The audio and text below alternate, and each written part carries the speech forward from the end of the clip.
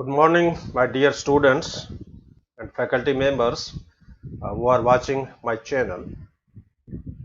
आज के व्याख्यान में मेंडल के नियमों का चैप्टर स्टार्ट करने से पहले कुछ डेफिनेशंस हैं, कुछ टर्मिनोलॉजी है, उसके बारे में मैं चर्चा करूंगा। इसमें बहुत ही बेसिक डेफिनेशन है, जैसे जेनेटिक्स क्या है, जीन्स क्या होते हैं, एलील्स क्या होते हैं, डोमिनेंट एलील क्या है, रिसेसिव एलील्स क्या है। तो इन डेफिनेशंस में मैं आपसे चर्चा करूंगा। जेनेटिक्स की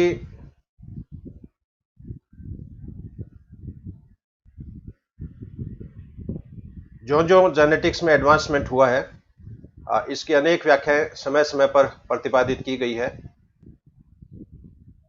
इसमें जो मुख्य मुख्य जो व्याख्याएं हैं, मुख्य जो डेफिनेशंस हैं, उस पर मैं आपसे चर्चा करूंगा। सबसे पहली डेफिनेशन है genetics. What is genetics? Genetics विज्ञान की वह शाखा है जिसमें वंशागति और विभिन्नताओं का अध्ययन किया जाता है, यानी the branch of science which deals with the study of heredity and variation. Genes क्या है? मेंडल के अनुसार कुछ कारक अथवा कुछ निर्धारक होते हैं जो विभिन्न लक्षणों का नियंत्रण करते हैं। ये लक्षण कई कोशिकाओं के साइटोप्लाज्म में उपस्थित होते हैं। मॉडर्न जेनेटिक्स में इन्हीं कारक्स को जीन शब्द के रूप में प्रयोग किया गया है। जीन गुणसूत्रों की सबसे छोटी इकाई है जो डीएनए की बनी होती है और एक विशेष लक्षणों के नियंत्रण के लिए उत्तरदायी होती है। According to Mendel, each character is regulated by some factors और determinants. These factors are present in cytoplasm of somatic cells. In modern genetics, these factors are termed as genes, and gene is the smallest part of a chromosome which is made up of DNA and it is responsible for a particular trait. हाँ, अब इसमें कुछ बातें हैं जो सही नहीं है, क्योंकि मेंडल ने जैसे बताया कि ये जो कारक होते हैं, लक्षणों को नियंत्रित करने वाले उत्तरदायी जो रचनाएं हैं, जिनको कारक शब्द का मेंडल ने प्रयोग किया था, जीन शब्द है वो बाद में प्रयोग किया गया है। तो उन्होंने बताया कि फैक्टर जो होता है वो कई कोशिकाओं के साइटोप्लाज्म में पाया जाता है, जबकि ये अपन जानते हैं कि जीन जैसी रचनाएं जो होती है वो साइटोप्लाज्म में नहीं होती है, ये केंद्रक में पाई जाती है गुणसूत्रों के ऊपर। हालांकि साइटोप्लाज्म में कुछ ऑर्गेनेल हैं, जैसे माइटोकॉन्ड्रिया है, क्लोरोप्लास्ट है, उसके अंदर डीएनए और जीन्स जरूर होते हैं। कुछ एनिमल्स में साइटोप्लाज्म भी वसागति में भूमिका निभाता है, जैसे पैरामीशियम है। मॉलस्का में जो कुंडलित जो प्राणी है, पाइला है जैसे, उनके अंदर साइटोप्लाज्मिक इनहेरिटेंस भी पाई जाती है, लेकिन ये सभी प्राणियों के अंदर ये परिघटना नहीं पाई जाती है। सभी प्राणियों में केंद्रक होता है, केंद्र के अंदर क्रोमोसोम्स होते हैं, क्रोमोसोम्स के अंदर डीएनए है और डीएनए जो होता है वो जीन्स के अंदर प्रेजेंट होता है। तो इसकी एक्चुअल डोज डेफिनेशन है वर्तमान संदर्भ में, वो ये हो सकती है कि जीन गुणसूत्रों की सबसे छोटी इकाई है जो डीएनए की बनी होती है और ये एक विशेष लक्षण के लिए उत्तरदायी होते हैं। Gene is the smallest part of A chromosome which is made up of DNA and it is responsible for a particular trait. है, अब पहले मानते थे कि जीन क्रोमोसोम की सबसे छोटी इकाई है, लेकिन जो जो जेनेटिक्स में नॉलेज का एडवांसमेंट हुआ है, इसके अंदर और डेप्थ में नॉलेज जो है वो साइंटिस्ट का बढ़ता गया है और वर्तमान में ये मानते हैं कि जीन जो होता है ये सबसे छोटी इकाई नहीं है, जीन के अंदर भी अनेक उप इकाइयां पाई जाती है और जिनको अलग अलग टर्म्स के टर्मिनोलॉजी के रूप में जैसे दिया गया है। जैसे पहली इसकी सब यूनिट है सिस्ट्रॉन। सिस्ट्रॉन जीन की वो इकाई है जो प्रोटीन सिंथेसिस के लिए उत्तरदायी होती है, यानी cistron is that part of a DNA या cistron is that part of a gene which is responsible for protein synthesis. अब एक जीन में सिस्ट्रॉन की संख्या एक भी हो सकती है, एक से ज्यादा भी हो सकती है। जब जीन में एक सिस्टोन हो तो इसे मोनोसिस्टोन ही कहेंगे, एक से ज्यादा ये सिस्टोन हो तो इसे पॉलीसिस्टोन ही कहेंगे, एक से ज्यादा सिस्टोन जब होते हैं वो दिखने में एक समान जैसे होते हैं, उनकी लंबाई सेम होती है, न्यूक्लियोटाइड की सीक्वेंस सेम होती है, तब इसको होमोपॉलीसिस्टोनिक बोलते हैं। और जब इसमें अलग अलग प्रकार के सिस्टोन हो तो इसे हेटेरोपॉलीसिस्टोनिक कहते हैं। तो cistron is that unit of a gene which is responsible for protein synthesis. On the basis of number of cistone, genes may be monocystonic or polycystonic, and polycystonic genes may be homopolysystonic or heteropolysystonic है। अब एक से ज्यादा जब cistron होते हैं तो दो सिस्टोन के बीच में भी कुछ न्यूक्लियोटाइड की श्रृंखलाएं पाई जाती है, जिनको इंटरवेनिंग सीक्वेंस कहते हैं। और ये इंटरवेनिंग सीक्वेंस है, ये नॉनसेंस श्रृंखलाएं होती है। इनके अंदर न्यूक्लियोटाइड तो होते हैं लेकिन ये प्रोटीन संश्लेषण में काम में नहीं आती है। और अपने ह्यूमंस के अंदर मान लो या यूकैरियोट्स में मान लो, यूकैरियोट के अंदर 95% डीएनए जो होता है वो नॉनसेंस प्रकार का है, केवल 5% डीएनए फंक्शनल होता है। लेकिन प्रोकैरियोट में उल्टा है, प्रोकैरियोट में फंक्शनल डीएनए है वो ज्यादा है, नॉनसेंस डीएनए बहुत कम होता है। इसलिए प्रोकैरियोट्स में जीन्स की तुलना में प्रोटीन्स की मात्रा ज्यादा है, लेकिन यूकैरियोट्स में जीन्स की तुलना में प्रोटीन्स की मात्रा उतनी ज्यादा नहीं होती है। और ये नॉनसेंस डीएनए कई रूपों में है। इंटरवेनिक श्रृंखलाएं हैं वो नॉनसेंस होती है, इंट्रॉन श्रृंखलाएं हैं वो नॉनसेंस होती है, लीडर और ट्रेलर श्रृंखलाएं जो होती है ये नॉनसेंस होती है, सेंट्रोमियर के पास का जो डीएनए होता है वो भी एक प्रकार का नॉनसेंस होता है। नॉनसेंस डीएनए में क्या होगा कि इस डीएनए रेप्लिकेशन तो हो सकता है लेकिन इसमें ट्रांसक्रिप्शन नहीं होगा, ट्रांसलेशन नहीं होगा, क्रॉसिंग ओवर नहीं होगा, लिंकेज की परिघटना इसमें हो सकती है। तो ये जीन्स की पहली यूनिट है सिस्टोन। सेकेंड यूनिट है रेकॉन। रेकॉन का अर्थ है रिकॉम्बिनेशन, यानी जीन की वह इकाई जो पुनर्योजन में भाग लेती है। Recon is the part which is responsible for recombination. Muton DNA का वो पार्ट है जो उत्परिवर्तन प्रक्रियाओं में भाग लेता है। Mutation is that part of a DNA or a gene which is responsible for muton. तो इस तरह जीन के ये तीन सब यूनिट्स हैं। सिस्टोन जो प्रोटीन सिंथेसिस के लिए उत्तरदायी होती है, रेकॉन जो रिकॉम्बिनेशन इवेंट्स के लिए उत्तरदायी होती है, म्यूटॉन जो म्यूटेशंस के लिए उत्तरदायी होती है। अब इनमें सिस्टोन जो है ये सबसे लंबी यूनिट्स है। इसमें नाइट्रोजन बेस की संख्या सैकड़ों से लेकर हजारों तक हो सकती है। और म्यूटॉन जीन की सबसे छोटी इकाई है। एक म्यूटॉन है ये एक सिंगल नाइट्रोजन क्षार का भी बना हो सकता है, क्योंकि म्यूटेशन है वो सिंगल बेस के अंदर हो सकता है। और among these cistron is the largest unit and muton is the smallest unit. अब इन सभी यूनिट से मिलकर जो जीन अभिव्यक्ति की संपूर्ण इकाई बनेगी उसको ओपेरॉन के नाम से जाना जाता है। इसमें कुछ ओपेरॉन आपके कोर्स में है, जैसे लैक्टोज ओपेरॉन है, ट्रिप्टोफैन ओपेरॉन है, और अपनी बॉडी में हर मॉलिक्यूल्स के ओपेरॉन है वो प्रेजेंट है।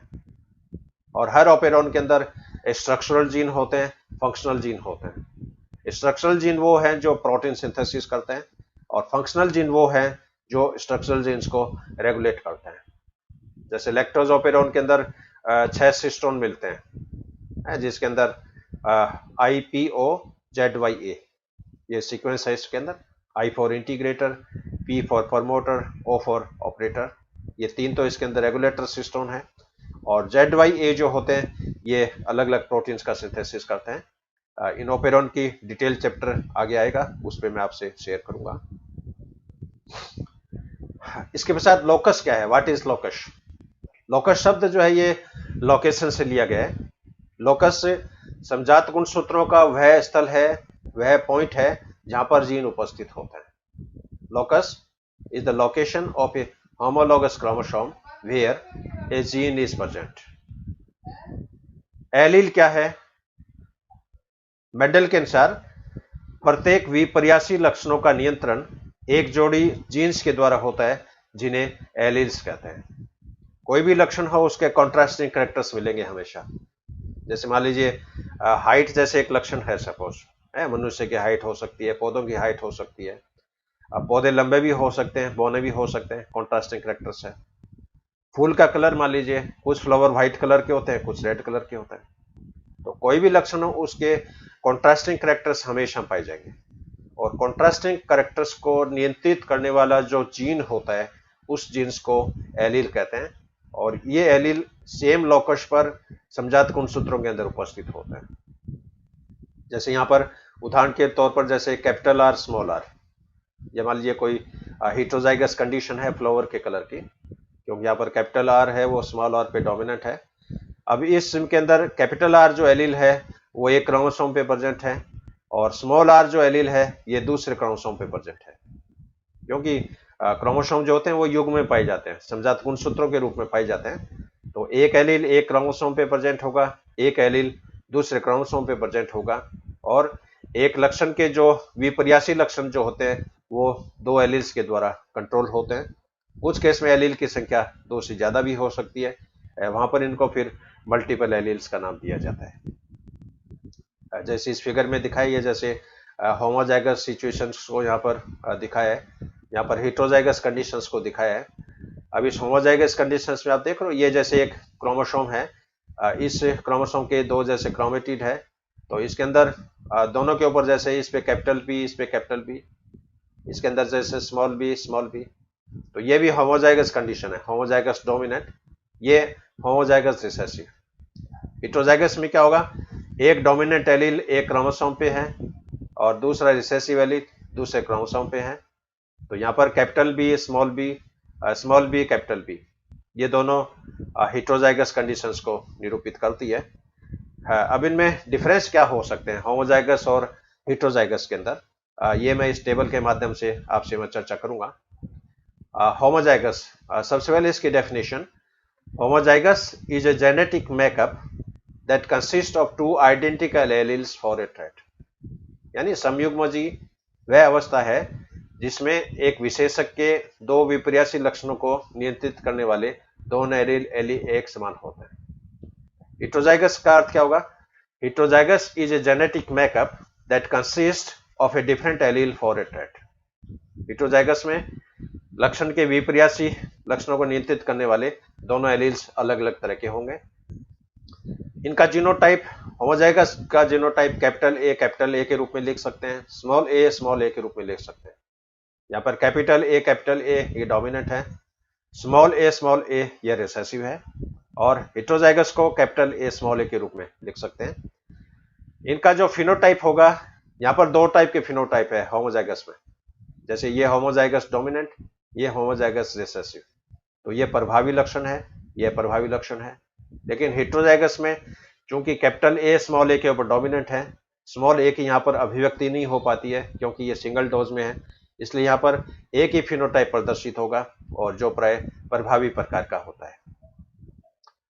गैमिट प्रोडक्शंस, होमोजाइगस जो होते हैं ये प्राय एक ही प्रकार के गैमिट्स को प्रोड्यूस करेंगे, जैसे इस केस में कैपिटल ए। अब ये जो कॉम्बिनेशन है ये केवल एक ही गैमेट को प्रोड्यूस करेगी जिसके अंदर कैपिटल ए एलील होगा। स्मॉल ए जो होता है ये ऐसे गैमेट को प्रोड्यूस करेगा जिसके अंदर स्मॉल ए एलील होता है। लेकिन यहाँ पर जो हेटेरोजाइगस जो कंडीशन है इसमें दो तरह के गैमेट्स बनेंगे और दोनों गैमेट्स में दो डिफरेंट प्रकार के एलील होंगे, एक के अंदर जैसे कैपिटल ए, दूसरे के अंदर स्मॉल ए। इनब्रीडिंग में क्या होगा, होमोजाइगस जो होते हैं produce the same trait over generations, क्योंकि इसमें पेरेंट्स का कॉम्बिनेशन वही है, F1PD का भी कॉम्बिनेशन वही है, F2PD का कॉम्बिनेशन वही है। तो यहाँ पर जितनी भी संततियां बनती है वो सभी संततियां अपने पेरेंट्स के समान होती है। और इस हेटेरोजाइगस कंडीशंस में अपन देखें तो हेटेरोजाइगस के अंदर अलग अलग प्रकार के ट्रेट जो होते हैं उत्पन्न होते हैं, जैसे यहाँ पर कैपिटल ए ये हेटेरोजाइगस कंडीशन है, तो यहाँ पर जो संतति बनेगी वो फिनोटिपिकली दो प्रकार की होती है, एक डोमिनेंट लक्षणों वाली, एक रिसेसिव लक्षणों वाली। हाइब्रिड विगर, होमोजाइगस जो होते हैं इसके अंदर कोई हाइब्रिड विगरनेस नहीं पाई जाती है क्योंकि यहाँ पर रीसफलिंग नहीं होती है, सेम जीन्स पीढ़ी दर पीढ़ी यहाँ पर प्रोपेगेट होता रहता है। लेकिन हेटेरोजाइगस कंडीशंस में विगरनेस जो होती है वो पाई जाती है। तो ये कुछ बेसिक डिफरेंस है होमोजाइगस में और हेटेरोजाइगस में।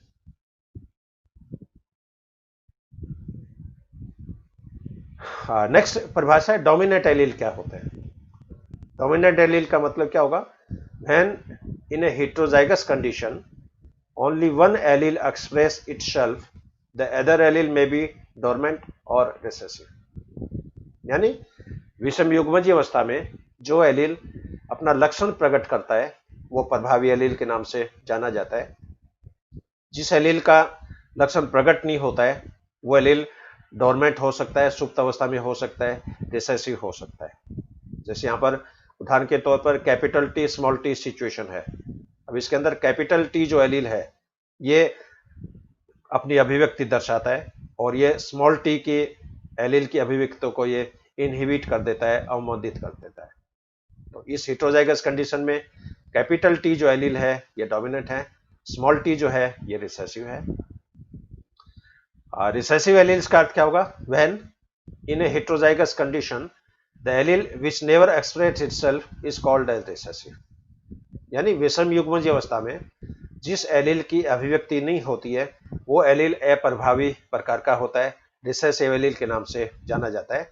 जैसे capital T small T situations में ये केवल होमोजाइगस कंडीशन हो तभी इनका प्रकट होता है। तो समयुग्मजीय जो एलील होते हैं ये समयुग्मजीय अवस्था में ही अपने लक्षण को प्रकट करते हैं, विषम युग्मजीय अवस्था में इनके लक्षणों की अभिव्यक्ति नहीं होती है। तो ये डोमिनेंट एलील वो होते हैं जो विषम युग्मजीय अवस्था में अपनी अभिव्यक्ति करते हैं और रिसेसिव एलील वो होते हैं जो विषम युग्मजीय अवस्था में अपनी अभिव्यक्ति नहीं करते हैं, लेकिन समयुग्मजीय अवस्था होने पर या डबल डोज में होने पर इनकी अभिव्यक्ति होती है। यहाँ पर कुछ डिफरेंस जैसे बताएं डोमिनेंट और रिसेसिव एलील में क्या क्या डिफरेंस हो सकते हैं। Dominant allele determines the dominant character. प्रभावी एलील जो होता है ये प्रभावी लक्षणों को निर्धारित करता है। Recessive allele determines the recessive character. अप्रभावी एलील जो होता है ये अप्रभावी लक्षणों को नियंत्रित करता है। Dominant allele generally determines the superior character. प्रभावी एलील जो होते हैं ये प्राय उत्तम क्वालिटी के जो लक्षण होते हैं, सुपीरियर क्वालिटी के जो लक्षण होते हैं उनको डिटरमाइन करते हैं, जबकि रिसेसिव एलील जो होते हैं ये इंफीरियर क्वालिटी के कैरेक्टर्स को डिटरमाइन करते हैं। Most of the time the dominant character is frequently found in the population then the recessive characters. प्रभावी लक्षण जो होते हैं ये पॉपुलेशन के अंदर प्राय प्रकट होते रहते हैं, लेकिन अप्रभावी लक्षण जो होते हैं ये प्राय सुप्त अवस्था में रहते हैं और इनकी अभिव्यक्ति तभी होती है जब वो समयुग्मजीय अवस्था में हो। तो ये कुछ बेसिक डिफरेंस है डोमिनेंट और रिसेसिव एलील्स के मध्य।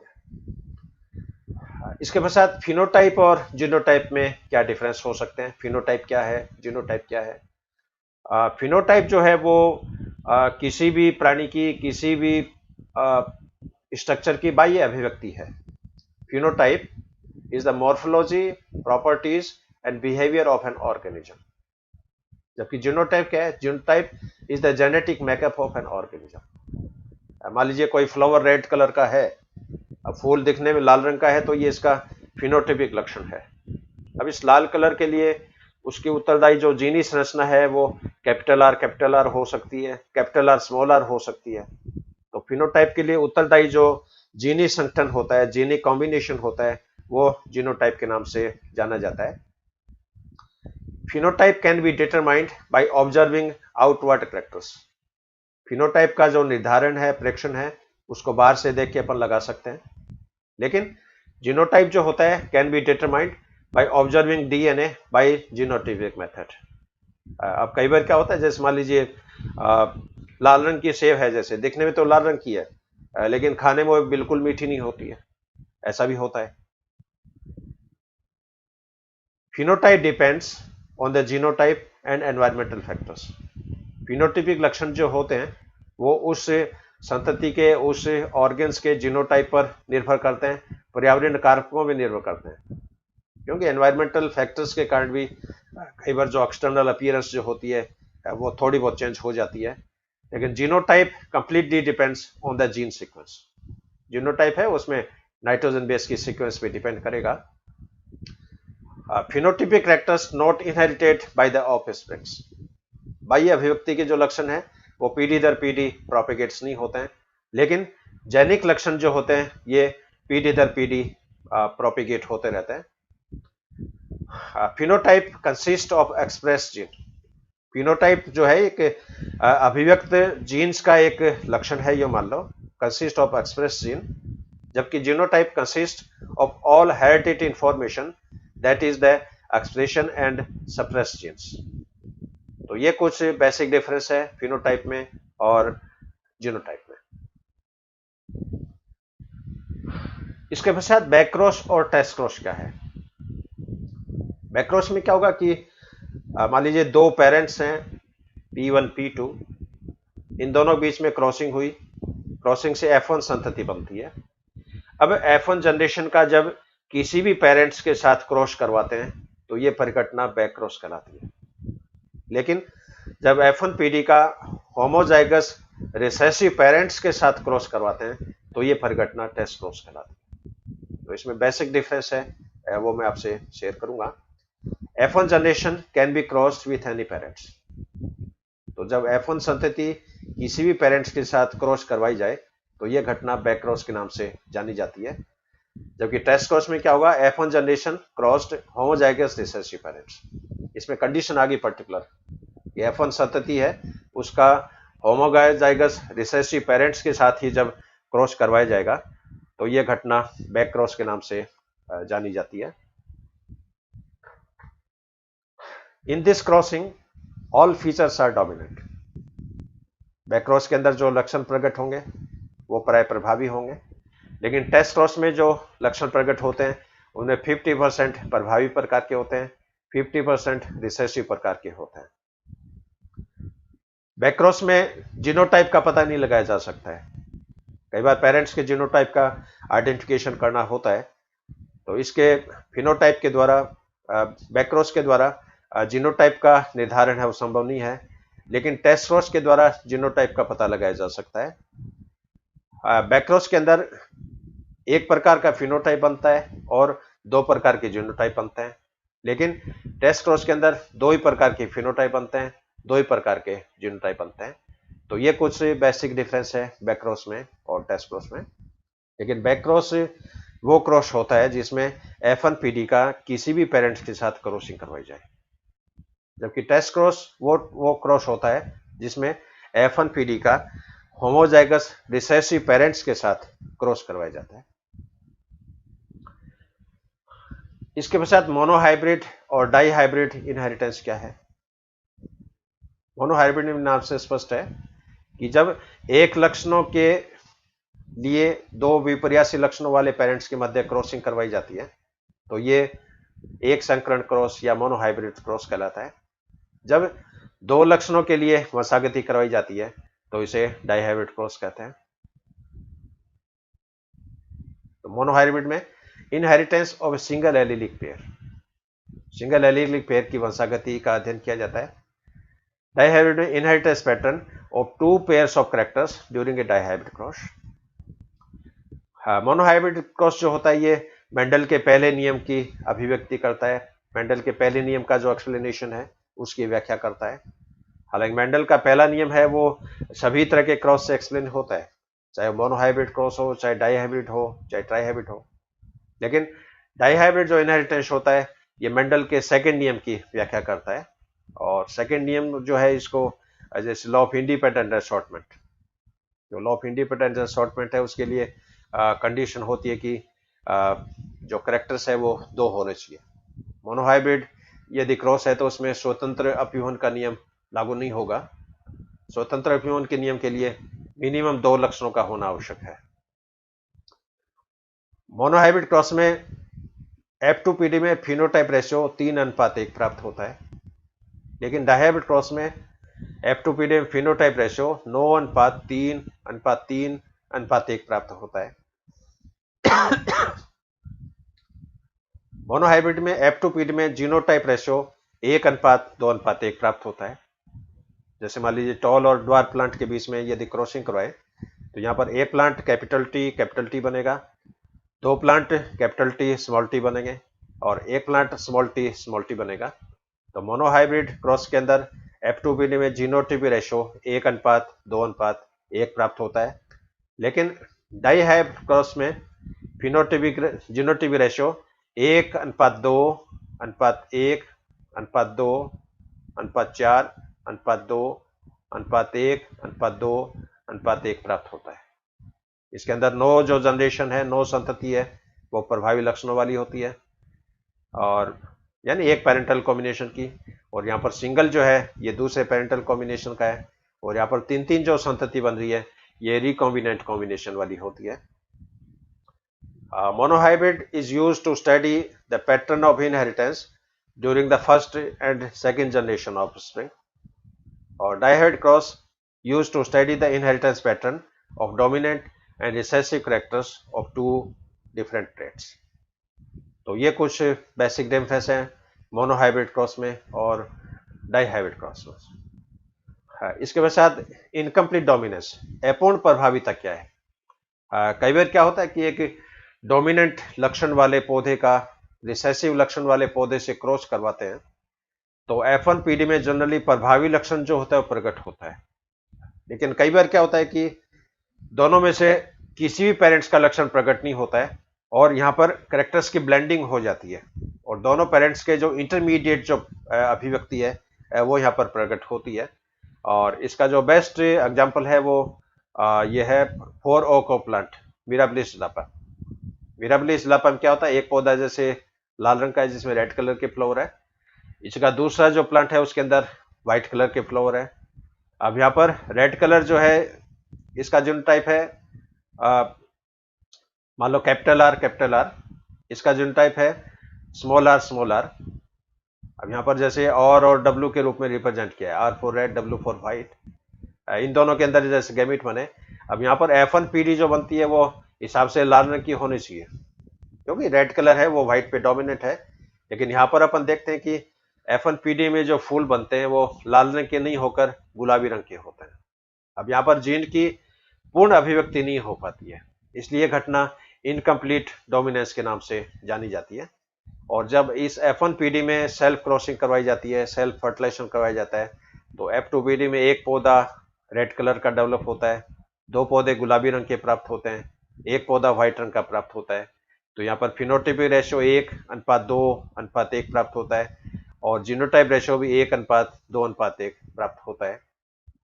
तो when in a heterozygous condition dominant allele not completely mask the recessive allele and progeny shows the blending of both characters।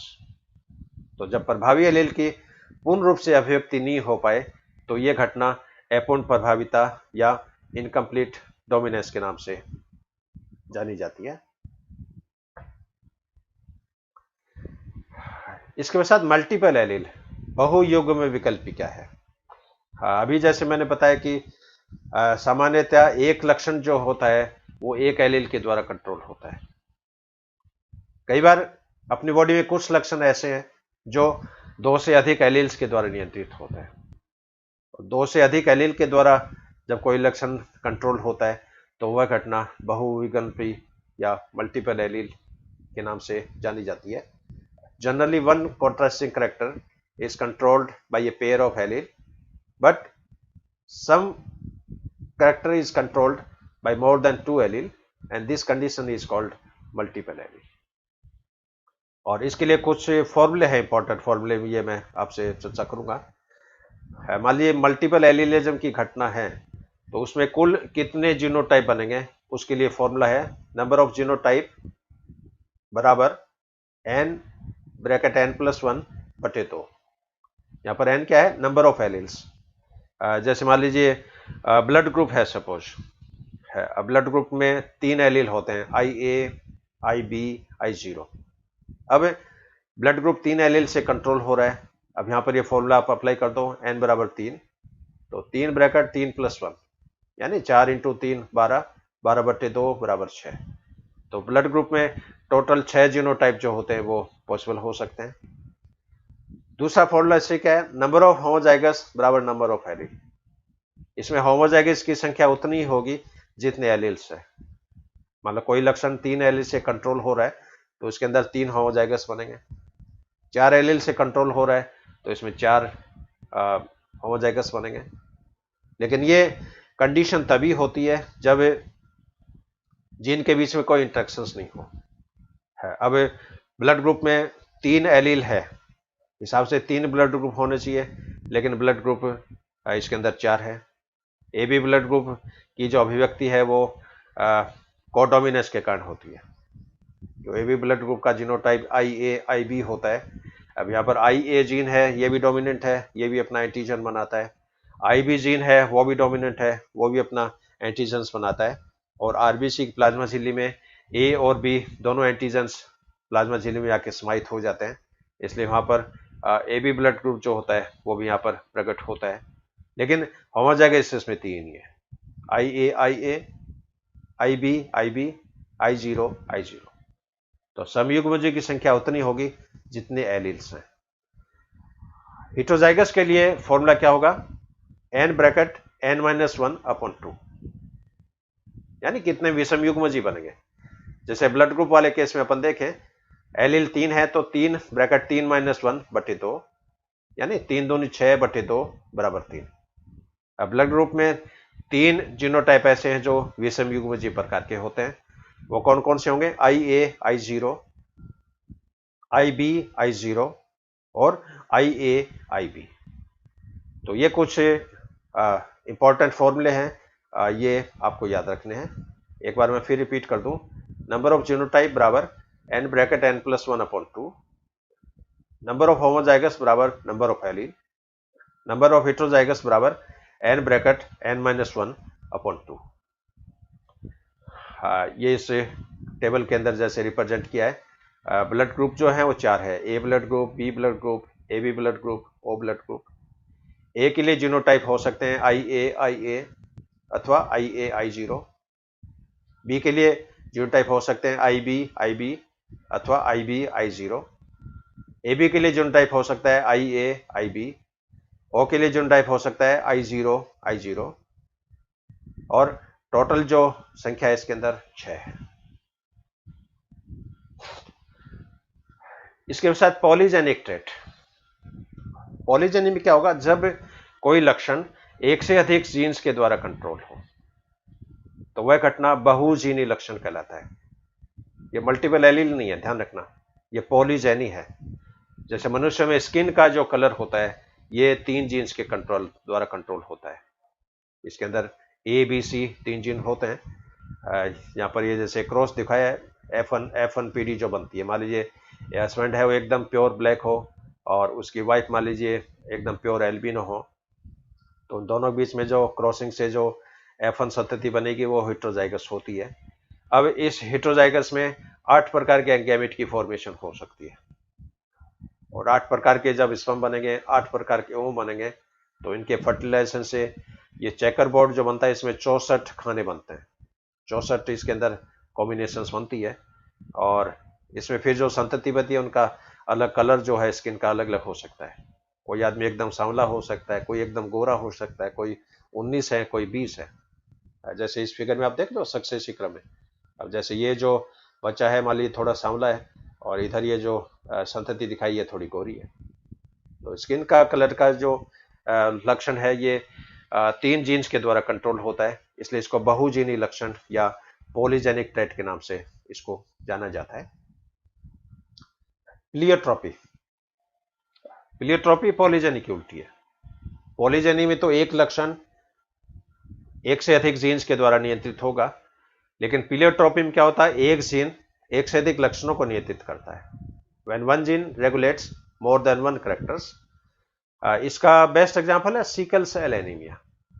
अब सिकल सेल एनीमिया है जो एक सिंपल म्यूटेशंस के कारण होता है, जिसमें हीमोग्लोबिन की पेप्टाइड चेन में ग्लूटामिक एसिड के स्थान पर वेलाइन एमिनो एसिड आ जाता है। अब वेलाइन एमिनो एसिड आते ही हीमोग्लोबिन की स्ट्रक्चर जो होती है वो चेंज हो जाती है, आरबीसी की आकृति चेंज हो जाती है। अब नॉर्मल आरबीसी वो आप देख रहे हो डिस्क के समान है, साइड से देखें तो ये डंबल की जैसी होती है, लेकिन सिकल सेल एनीमिया जब हो जाएगा तो आरबीसी की आकृति तर्करूपी हो जाती है। हीमोग्लोबिन की ऑक्सीजन ले जाने की क्षमता जो होती है वो यहाँ पर परिवर्तित हो जाती है। अब सिंगल जीन यहाँ पर 3 लक्षण कंट्रोल कर रहा है। 3 लक्षण कौन से हो गए, आरबीसी की आकृति, हीमोग्लोबिन की संरचना और हीमोग्लोबिन द्वारा ऑक्सीजन ले जाने की कैपेसिटी। तो जीन एक है, लेकिन एक जीन 3 लक्षणों को यहाँ पर नियंत्रित कर रहा है, इसलिए ये जो परिघटना ये प्लियोट्रॉपी के नाम से जानी जाती है। हाँ, इसके बाद एपिस्टेसिस। हाँ, एपिस्टेसिस में क्या होगा, जब एक जीन दूसरे जीन की अभिव्यक्ति को दबा दे, when one gene inhibits the expression of another gene। अब ये डोमिनेंसी से डिफरेंट है ये घटना। डोमिनेंसी में तो क्या था, एक एलील दूसरे एलील की अभिव्यक्ति को दबाता है, लेकिन यहां पर एक जीन दूसरे जीन की अभिव्यक्ति को दबाता है। तो वहां पर जो परिघटना थी वो इंट्राजेनिक टाइप की थी। एपिस्टेसिस की जो घटना है ये इंटरजेनिक टाइप की है, यानी दो जीन्स के बीच में यहां पर इंटरेक्शन हो रहा है, और ये दो जीन अलग अलग क्रोमोसोम के ऊपर भी उपस्थित हो सकते हैं। और जब भी इंटरजेनिक इंटरेक्शन होता है, मेंडल के नियम वहां पर फॉलो नहीं करते हैं, और मेंडल का जो 9-3-3-1 का जो अनुपात था वो अनुपात यहाँ पर पूर्ण रूप से डेविएट हो जाता है, विचलित हो जाता है। और इसका एक आगे अपन चैप्टर डिस्कस करेंगे, जेनिक इंटरेक्शन, बहुत ही इंटरेस्टिंग एस्पेक्ट वाला टॉपिक है। इस पे अगले व्याख्यान में मैं आपसे चर्चा करूंगा। कॉम्प्लीमेंट्री जीन या पूरक जीन, कई बार क्या होते हैं कि कुछ जीन एक दूसरे के पूरक होते हैं और दोनों एक दूसरे की एब्सेंस में अभिव्यक्त नहीं होते हैं। जैसे पौधों के अंदर जो बैंगनी जो पिगमेंट होता है एंथोसाइनिन, एंथोसाइनिन का जो उत्पादन है वो 2 स्टेप में होता है। तो यहां पर ये मान लीजिए कोई जैसे प्रिकर्सन मॉलिक्यूल है, ये प्रिकर्सन मॉलिक्यूल किसी एंजाइम की उपस्थिति में इंटरमीडिएट प्रोडक्ट में कन्वर्ट होता है, फिर ये इंटरमीडिएट प्रोडक्ट दूसरे एंजाइम की प्रेजेंस में एंथोसाइनिन में कन्वर्ट होता है। तो यहाँ पर एंथोसाइनिन का जो निर्माण है वो 2 जीन्स के द्वारा हो रहा है। जैसे एक यहाँ पर सी जीन है, कैपिटल सी, दूसरा कैपिटल पी जीन है। अब कैपिटल सी जीन है वो मान लीजिए सी एंजाइम बनाता है, कैपिटल पी जो जीन है ये पी एंजाइम बनाता है।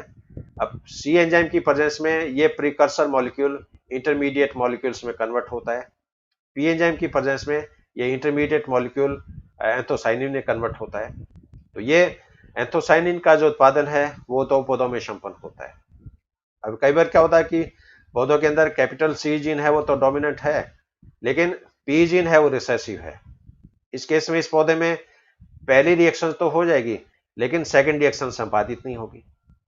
इसी प्रकार कुछ पौधे ऐसे होते हैं जिसमें सी जीन है वो रिसेसिव होता है, पी जीन है वो डोमिनेंट होता है। अब सी जीन रिसेसिव है तो इसमें सी एंजाइम नहीं बनेगा, सी एंजाइम नहीं बनेगा तो प्रीकर्सर का रूपांतरण इंटरमीडिएट प्रोडक्ट में नहीं होगा, और इंटरमीडिएट प्रोडक्ट नहीं बनेगा तो पी एंजाइम होते हुए भी इसके अंदर एंथोसाइनिन का प्रोडक्शन नहीं होता है। तो कई बार ये जो पर्पल कलर वाले जो फ्लावर्स वाले पौधे हैं, इसमें सफेद रंग के फूल भी जो है वो कई बार डेवलप होते हैं, और उसके पीछे रीजन ये होता है कि इसमें कोई एंजाइम है वो रिसेसिव स्टेज में है। तो ये जो परिघटना है ये कॉम्प्लीमेंट्री जीन एक्शन के नाम से जानी जाती है। Actions arise because the two genes encode proteins that participate in sequence in a biochemical pathway. Enzyme C and enzyme P cooperate to make a product, therefore they are complement to each other. इसके बाद Eugenix is the practice or advocacy of improving the human species by selective mating with specific desirable hereditary traits. Eugenix जो होते हैं इसमें आनुवंशिकी के नियमों का उपयोग करते हुए अच्छी संतति के मानव की प्रोजेनी है वो यहाँ पर डेवलप की जाती है। जैसे अपने ह्यूमन में जब मैरिज की जाती है तो सगाई जैसे करते हैं, लड़कों की लड़के के साथ, लड़कियों की लड़कों के साथ, और सगाई से पहले देखा होगा अपन सूटेबल पार्टनर हैं वो ढूंढते हैं। लड़का है तो लड़की देखने जाएंगे, लड़की है तो लड़का देखने जाएंगे। अब उस लड़के के जो गुण हैं उसके अंदर, उस बच्चे की पर्सनैलिटी हो सकती है, हाइट हो सकती है, उसके चेहरे की स्मार्टनेस हो सकती है, इसके अलावा उसकी एजुकेशन हो सकती है, उसके घर का जो माहौल है वो हो सकता है, उसकी जॉब एस्पेक्ट हो सकता है कि गवर्नमेंट जॉब में है या प्राइवेट बिजनेस में है। तो जब भी ये मैट सिलेक्शन होता है तो सूटेबल लक्षणों वाले ग्रूम और ब्राइड का चयन किया जाता है। उन दोनों बैच में उसकी मैरिज होती है, और उसके बाद में उनमें जो संतति बनती है वो अच्छे गुणों वाली जो होती है वो विकसित होती है। तो तो यहाँ पर जेनेटिक्स के नियमों का उपयोग करते हुए मानव जाति की नस्ल में सुधार करना, ये यूजेनिक्स के नाम से जाना जाता है। मान लो किसी परिवार में ब्लड कैंसर हो, हेरिडिटरी है, मान लिया आप लड़की देखने गए और आपको पता चला कि इस परिवार में तो वंशागत प्रकार का ब्लड कैंसर है। अब उस केस में उस परिवार के अंदर शादी नहीं करनी चाहिए है। इसलिए मान लिया आप कोई लड़का देखने गए और आपको पता चला कि इस लड़के के तो HIV पॉजिटिव है, इस बच्चे के अंदर एड्स के लक्षण है। उस केस में ऐसे जो बच्चे हैं उनको क्या नेग्लेक्ट करना चाहिए, उनको सोसाइटी से रिजेक्ट कर देना चाहिए और मैरिज एस्पेक्ट है वो इनका संपादित नहीं होना चाहिए। तो वंशागति के नियमों का, जेनेटिक्स के नियमों का उपयोग करते हुए मानव जाति की नस्ल में सुधार करना, ये यूजेनिक्स कहलाता है। इसके बजाय यूथेनिक्स is defined as the science of improving the internal well-being of the human by improving the external factors of their environment. An example of euthenics is someone learning about effective nutrition. तो कई बार मानव की नस्ल का जो सुधार है वो proper nutritions के द्वारा, हेल्दी डाइट के द्वारा, बैलेंस डाइट के द्वारा, उचित मात्रा में पोषण प्रोवाइड करके भी उस बच्चे की जो पर्सनैलिटी होती है उसको चेंज किया जा सकता है। इसका एक एग्जांपल मैं आपको बताऊंगा। जैसे अपने फिल्म इंडस्ट्री में सलमान खान है हीरो, और इन्होंने एक बच्ची को गोद ले रखा है, उसका नाम अलवीरा है। अब ये जो बच्ची है ये स्लम एरिया से है, झुग्गी झोंपड़ी में रहने वाली बच्ची है, लेकिन सलमान खान ने इस बच्ची को एडॉप्ट किया, इसको गोद लिया और इस बच्ची का सारा खर्चा, उसकी पढ़ाई का, लिखाई का। अब मान लीजिए वो बच्ची उस झुग्गी झोंपड़ियों में डेवलप होती, विकसित होती, तो न तो वो बच्ची पढ़ पाती, न उस बच्ची की पर्सनैलिटी है वो डेवलप हो पाती।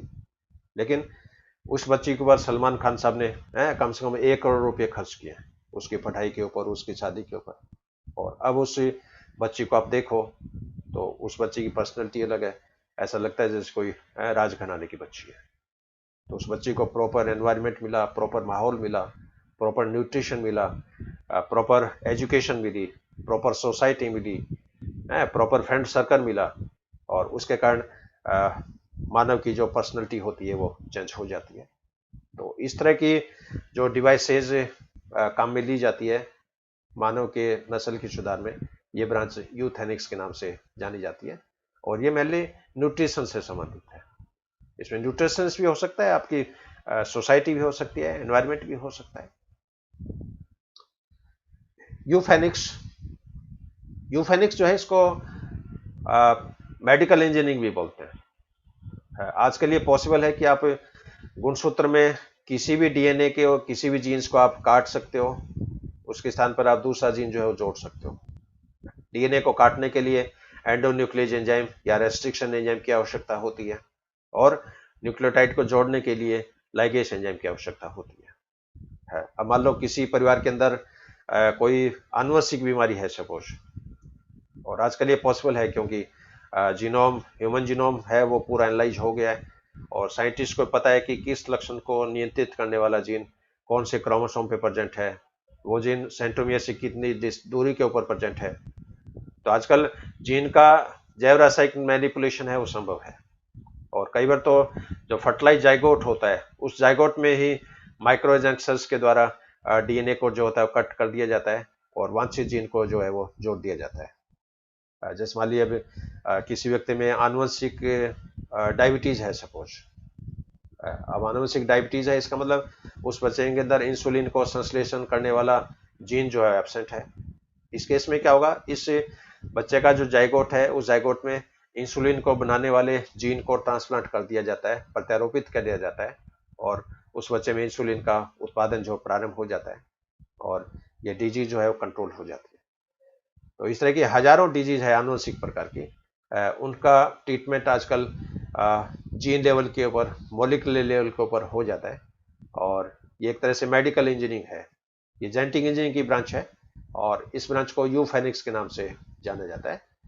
यूफेनिक्स deals with improvement of human race by genetic engineering. हाँ, अब इसके बाद है सिंबल। अभी जैसे अपन डिस्कस किया कि अपन हर कैरेक्टर्स के लिए सिंबल यूज में ले रहे हैं। जैसे लंबा पौधा है तो उसके लिए कैपिटल टी। बोना पौधा है तो उसके लिए स्मॉल टी। लाल रंग का फ्लावर है तो उसके लिए कैपिटल आर। व्हाइट कलर का पौधा है तो उसके लिए स्मॉल आर। अब क्वेश्चन है कि इन प्रतीक चिन्हों के लिए किस चीज को आधार बनाया जाता है, किस करेक्टर्स को आधार बनाया जाता है। तो कोई भी प्राणी हो, कोई भी एनिमल्स हो, कोई भी प्लांट्स हो, उनमें हमेशा दो तरह के लक्षण पाए जाते हैं। एक तो नॉर्मल करेक्टर, जिसको वाइल्ड करेक्टर्स या जंगली लक्षण भी बोलते हैं, और दूसरा उत्परिवर्तित लक्षण, जिसको म्यूटेंट करेक्टर्स भी बोलते हैं। तो हर प्लांट्स में, हर प्राणी में दो तरह के लक्षण पाए जाएंगे, एक तो सामान्य लक्षण और एक उत्परिवर्तित लक्षण। अब प्रतीक चिन्हों के लिए उत्परिवर्तित लक्षण जो होता है, इसको जनरली आधार जो होता है वो बनाया जाता है, इसको बेस के रूप में माना जाता है। जैसे मान लो बोनापन जो है, ड्वार्फनेस, ये मान लीजिए उत्परिवर्तित लक्षण है, और टॉलनेस है वो नॉर्मल करेक्टर है।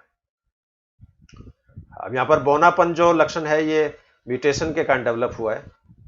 यहां पर बोनेपन को इंग्लिश में ड्वार्फ के नाम से लिखा जाता है। तो यहां पर जो पहला इसका जो अक्षर है डी, इसको सिंबल के रूप में काम में लिया जाएगा। और यहाँ पर जो लंबा जो पौधा होगा उसको कैपिटल टी नहीं लिखेंगे, इसको लिखेंगे कैपिटल टी। और बोना जो है उसको लिखेंगे स्मॉल टी। हाँ, मॉडर्न जेनेटिक्स में आजकल प्रभावी जो लक्षण होता है उसको प्लस के रूप में भी निरूपित किया जाता है। अप्रभावी लक्षण जो होता है इसको माइनस के रूप में भी निरूपित किया जाता है। तो आजकल की जो मॉडर्न जेनेटिक्स है, विशेषकर ड्रोसोफिला जेनेटिक्स है, न्यूरोस्पोरा जेनेटिक्स है, इसके अंदर पॉजिटिव और नेगेटिव सिंबल को योग में दिया जाता है। और इसके लिखने के तरीके जो इस तरह के हो सकते हैं। जैसे ये हेटेरोजाइगस टॉल, इसको आप कैपिटल टी स्मॉल टी के रूप में लिख सकते हो। हेटेरोजाइगस स्टाइल को इस तरह भी लिख सकते हैं, capital T oblique small T, capital T double slash small T plus small T. Plus size का मतलब डोमिनेंट लक्षण है, प्लस साइज का मतलब कैपिटल टी को निरूपित कर रहा है, plus oblique small T plus double slash small T. तो आजकल मॉडर्न जेनेटिक्स में जब भी क्रॉसिंग होती है आप उसको इस तरह भी लिख सकते हैं।